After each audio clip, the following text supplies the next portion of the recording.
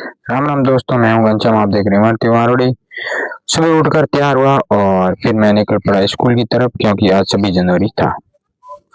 प्राथमिक विद्यालय जहाँ शिक्षा प्राप्त की वहीं पहुंचा और वहां पहुंच सरस्वती माँ को पूजा पाठ किया और दीप प्रज्वलन करने के बाद हमने झंडारोहण किया। झंडारोहण करने के बाद मंच पर विराजमान गणमान्य लोगों के साथ बैठकर विचार विमर्श किया। बच्चों को पुरस्कार देकर सम्मानित किया। वहां बैठने के बाद स्कूल के कार्यक्रम की रूपरेखा देखा, स्कूल के कार्यक्रम को देखा, बच्चों के सांस्कृतिक प्रोग्राम को देखा और बहुत ही शानदार नृत्य बच्चों ने किया और बहुत ही नन्हे मुन्ने बालकों ने पीटी परेड किया। मंच पर विराजमान साथ में और गणमान्य लोग थे, उनके साथ में चर्चा की कि बच्चों को एडिशन कैसे बढ़ाए। फिर मैंने मंच माइक्रोफोन से अपने मुख से बच्चों को उद्बोधन दिया।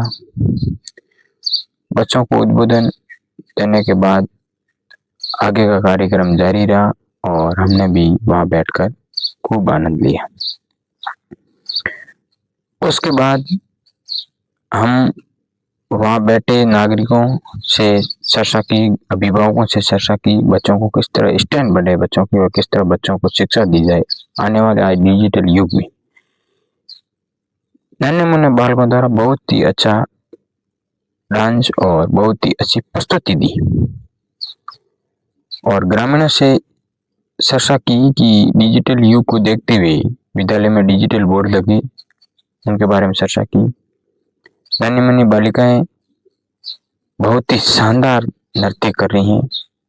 ये देखकर सभी बच्चे खिल उठे और जोरदार तालियों के साथ उनका स्वागत करने लगे। हमें भी देखकर मैं भी अभिभूत हुआ कि नन्ही मुन्नी बालिकाओं ने बहुत ही अभिभूत डांस किया। उसके बाद राष्ट्रगीत हुआ। राष्ट्रगीत होने के बाद हमने कार्यक्रम की कड़ी को जारी रखा। कार्यक्रम की कड़ी को जारी रखा और फिर वहां पे बैठे अभिभावक और माताएं बहनें छात्र छात्राएं उनके साथ में बैठकर विद्यालय की रूपरेखा को लेकर चर्चा की। अभिभावकों विद्यालय के लिए कुछ चीजें भेंट की थी, उनके बारे में चर्चा की और उनका बहुत बहुत आभार जताया, उनका स्वागत किया। फिर मैं निकल पड़ा ढरनिया की तरफ। मैं पहुंच गया ढरनिया शासन स्कूल के अंदर। वहां के सांस्कृतिक कार्यक्रम चल रहे थे और बहुत ही अच्छा एक नाटक चला था जो आज की नशे के युग में फंसे हुए युवाओं को एक बहुत अच्छा कड़ा संदेश दे रहा था और मेरे हिसाब से उस नाटक को देखकर काफी बच्चों को प्रेरणा लेनी चाहिए। उसके बाद हम पहुंच गए ढरनिया नगाराम जी देवासी के जागरण में। श्री केसर टेंट हाउस की 3री वर्षगांठ पर कार्यक्रम था।